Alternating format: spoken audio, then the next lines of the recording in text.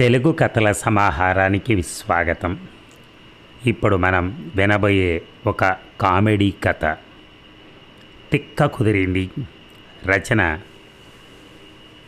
పొత్తూరి విజయలక్ష్మి గారు. మరి కథలోకి వెళ్దామా? అయితే ఈసారి కూడా నా కోరిక తీర్చవన్నమాట అడిగాడు విశ్వం. ఏమిటండి మీరు మీ వ్యవహారం, ఎవరైనా వింటే నవ్విపోతారు అంది ఉమా. ఎందుకట నవ్వటం? ఎవరి సరదా వాళ్ళది, నా సరదా ఇది. నువ్వు నా భార్యవి, నేను కోరిన కోరికలు తీర్చాల్సిన బాధ్యత నీది కాదా? ఎప్పుడు ఏమడిగినా కాదు పొమ్మంటావే గట్టిగా అడిగాడు. నీకు ఖచ్చితంగా పిచ్చెక్కింది, ఇదంతా నా కర్మ అన్నది ఉమా. నీ కర్మ కాదు, నా కర్మ. గతంలో ఏదో సరదా పడితే గాలి సోకిందని నానా జాతర చేయించావు. ఇప్పుడు పిచ్చి పట్టిందని ప్రచారం చేసి నన్ను పిచ్చాసుపత్రిలో పారాయించు ఆక్రోశించాడు. అవునవును, ఇదంతా సరదా కోసం చేస్తున్నాను. ఏ ఆడదైనా మొగుడు ప్రయోజకుడని ప్రచారం చేసుకుంటుంది, కానీ గాలి పిచ్చి అని బయటికి చెప్తుందా? మీ తలతెక్క వేషాల వల్ల నా బతుకు బజారున పడుతోంది. ఉమ కంఠం భారమైంది. ఈ ఏడుపు ఎప్పుడూ ఉండేదేగా, అసలు విషయం తేల్చి చెప్పు. ఈసారి అటో ఇటో తేలిపోవాల్సిందే. నేనెంతో సరదా పడి డబ్బు ఖర్చు పెట్టి ఎంతో శ్రమపడి ప్రయత్నాలు చేసుకుని వస్తే, అయ్యో కట్టుకున్న మొగుడే అంత శ్రమపడి సరదా పడుతున్నాడే అని కాస్తైనా జాలి ఉందా నీకు అసలు? నిలదీసి అడిగాడు విశ్వం. టపామని తల బాదుకుంది ఉమ. ఇది ఎక్కడి గుహల మహాప్రభో, రాను రాను రాజుగారి గుర్రం గాడిదయిందన్నట్టుగా ఉంది మీ వ్యవహారం.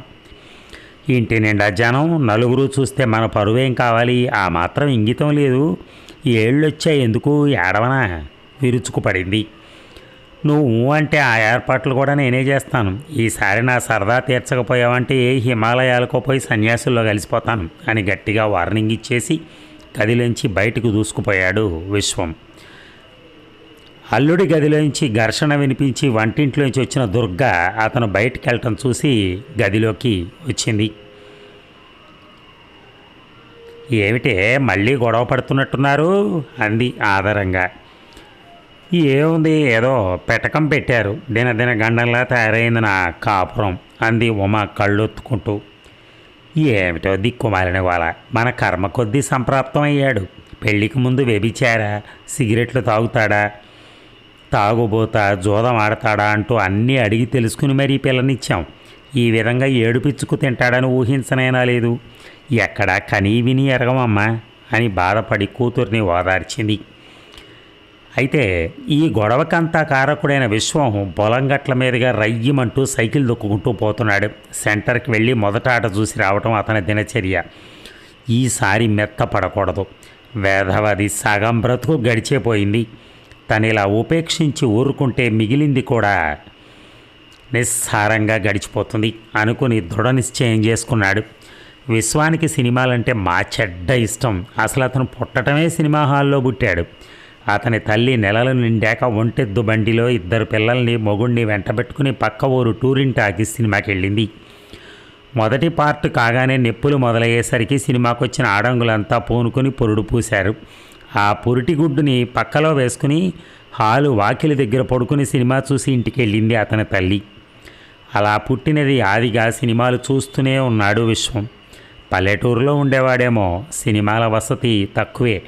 అయినా అధైర్యపడక అద్దె సైకిల్ వేసుకుని ఎంత దూరమైనా సరిపోయి ఎంచక్కా సినిమా చూసి వస్తూ ఉండేవాడు. అది అంతటితో ఆగితే బాగానే ఉండేది. ఇతందొక వింత వ్యవహారం. సినిమాల్లో జరిగే ఉత్కంఠభరితమైన సంఘటనలన్నీ తన జీవితంలో జరగాలని, జీవితం చిత్ర విచిత్రమైన మలుపులు తిరగాలని కోరిక. చిన్నతనంలో ఏదో ఒకరోజు తల్లి తండ్రి తనను పిలిచి, బాబు నువ్వు మా కన్న కొడుకు కావు, పలానా తిరణాల్లో దొరికావు అని చెప్తారేమో. అప్పుడు తను వెళ్ళి అసలు తల్లిదండ్రుల కోసం వెదికి వాళ్ళ కాళ్ళ మీద పడి వాళ్ళని ఆనంద పరవశంలో ముంచెత్తచ్చని సరదా పడ్డాడు. ఎదురు చూసి చూసి విసిగేసి ఒకరోజు తల్లిని అడిగేశాడు. నిజం చెప్పు, నేను నీ కన్న కొడుకునేనా అన్నాడు గంభీరంగా. వెంటనే మాడు పగిలేలా కొట్టింది ఆవిడ.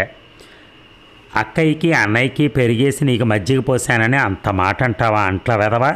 నీకు అజీర్తి రోగం, పెరుగు అరగదని మజ్జిగ పోసాను అని తిట్టింది. ఆ తర్వాత తండ్రి వచ్చి 4 తన్ని గంటసేపు గోడ కుర్చీ వేయించాడు. ఆ దెబ్బతో కొన్నాళ్ళు బుద్ధిగానే ఉండి మళ్ళీ మొదలెట్టాడు. అన్నని కూర్చోబెట్టి, ఒరే అన్నయ్య, నువ్వు పరీక్షలో తప్పరా, నాన్న నిన్ను కొడతాడు. అప్పుడు నువ్వు ఇంట్లోంచి పారిపోయి బూట్ పాలిష్ చేసుకో. నేను పెద్ద అయ్యి నిన్ను వెతకడానికి బయలుదేరతాను. నా పుట్టుమచ్చలు చూసి నువ్వు, నీ పుట్టుమచ్చలు చూసి నేను ఒకరినొకరం గుర్తుపట్టి కావలించుకుని మళ్ళీ అమ్మా నాన్న దగ్గరికి వెళ్దాం అన్నాడు. అన్నయ్యకి కోపం వచ్చి చింతబరికితో బాది వదిలిపెట్టాడు.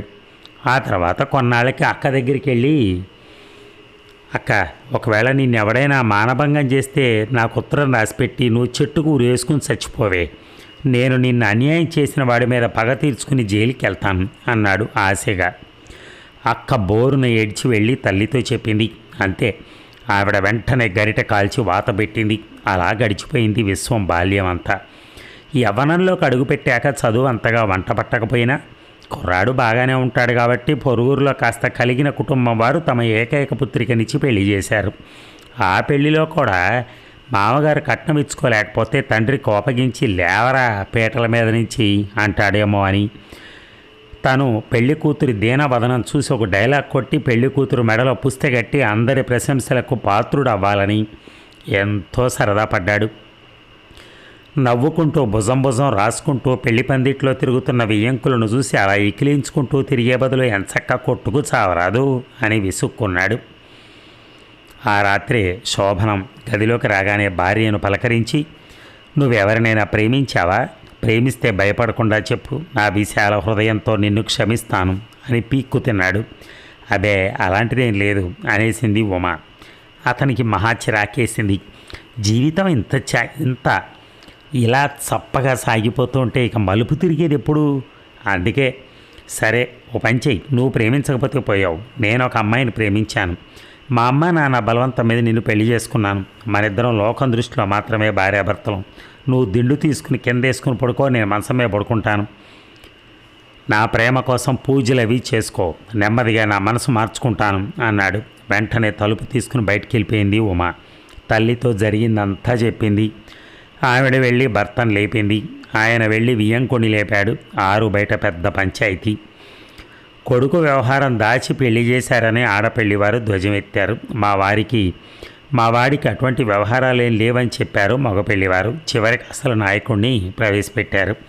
కాసేపు నీళ్లు నవిలి బుర్రగొక్కుని, అయ్యవారిని చేయబోతే కోతేనట్టు నేనేదో సరదాపడి అబద్ధం చెప్తే ఆ పెళ్లి కూతురు ఇంత గోల్ చేసింది అంటూ అసలు విషయం బయటపెట్టాడు. ఎవడైనా ఉన్న లోసుగులు దాచుకుంటారు కానీ లేనివి కల్పించి చెప్తారట్రా తెంగర వెధవ అని తిట్టారు మగ పెళ్లివారు. కుర్రాడు బొత్తిగా తిక్కమేళంగా ఉన్నాడు. మా అమ్మాయిని పంపం, ఎలాగో పెళ్ళయింది కాబట్టి ఈ శాల్తీని ఇక్కడే వదిలేసిపోండి, ఇల్లరికం ఉంటాడు అన్నారు ఆడపెళ్లివారు. వదిలిందే చాలు పీడ అనేసి వదిలేసి చక్కా పోయారు వాళ్ళు. అల్లుడు ఇలా ప్రవర్తిస్తున్నాడంటే అదేమైనా గాలి ప్రభావమేమోనని గణాచారిని పిలిపించారు అత్తగారు.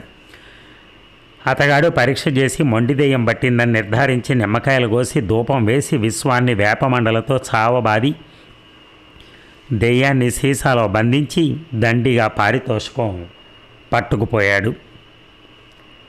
ఇక పర్వాలేదని మళ్ళీ శోభనం ఏర్పాటు చేశారు. ఈసారి విశ్వం బుద్ధిగానే ఉన్నాడు. కానీ ఉమ మాత్రం దగ్గరికి వచ్చిన భర్తని సత్యభామ స్టైల్లో గాడిద లెవెల్లో తన్నింది.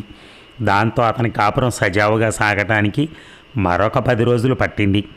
భార్యకు నొప్పులు వస్తుంటే సరదా పడ్డాడు. తను ఏరు ఈది ఆ తర్వాత డొంకకు అడ్డం పడి పరిగెట్టుకెళ్ళి డాక్టర్ని రమ్మంటే అతను రాకపోతే బెదిరించి తీసుకొచ్చి చావు బ్రతుకుల్లో ఉన్న భార్యను బ్రతికిస్తాడు అని ప్లాన్ వేసుకుని బెదిరించడం కోసం తనెప్పుడో పోస్టులో తెప్పించుకున్న మాయ తుపాకీ కోసం వెతికాడు. అటుగా వెళ్తున్న అత్తగారిని పిలిచి, తుపాకీ ఎక్కడ పెట్టిందో ఊమని అడగండి అన్నాడు. ఓ చెంపాది నొప్పులతో ఏడుస్తుంటే నీకు తుపాకీ ఎందుకు నాయనా, కాల్చి చంపడానికా అని విసుక్కుంది ఆవిడ. తనే తుపాకీ వెతుక్కుంటూ ఉండగానే లోపల నుంచి క్యార్మని శబ్దం వినిపించింది. అందరూ తేలిగ్గా పురుడొచ్చింది. మగబిడ్డ అని ఆనందపడుతూ ఉంటే నా కర్మ అని తల బాదుకున్నాడు విశ్వం. ఆ తర్వాత కూడా అతను ఏదో పిచ్చి వేషాలు వేయటం, ఉమ ఏడవటం సర్వసాధారణం అయిపోయింది. కిందటి రోజు రోడ్డు మీదకి వెళ్తే వ్యాపారం కోసం బండి నిండా అల్యూమినియం బిందెలు వేసుకుని ఊరూరా తిరిగే వ్యాపారం ఒకడు కనిపించాడు. ఆ బిందెలు చూసి తన బుర్రలో పురుగు తొలచసాగింది. ఆ వ్యాపారితో మాట్లాడి ఒప్పందం కుదుర్చుకుని ఇంటికి తీసుకొచ్చాడు. ఆ బిందెలన్నీ బోర్లిస్తాట. దాని మీద ఉమ డ్యాన్స్ చేయాలట. అది కోరిక. ఎప్పట్లా కాకుండా మొండి పట్టుపట్టాడు. హిమాలయాలకు పోతానని బెదిరిస్తున్నాడు. తిక్కమేళం పోయినా పోతాడు. పోనీ నువ్వే ఏదో సర్దుకోవే అందామంటే మరీ బొత్తిగా బిందెల మీద నిలబడి డ్యాన్స్ ఏం చేస్తుంది? ఆకుచాటు పిందెలా పెరిగిన అయినింటి ఆడపిల్ల. ఏం చేయాలా అని ఇంటిల్లి పది నెత్తిన చేతులు పెట్టుకుని నట్టింట్లో కూర్చున్నారు. అదే సమయంలో ఆపద్బాంధవుళ్ళ వచ్చాడు రాజారావు. ఈ రాజారావు ఉమకి పెత్తల్లి కొడుకు. ఏమిటర్రా అలా కూర్చున్నారు, సర్వం మునిగిపోయినట్టుగా అన్నాడు.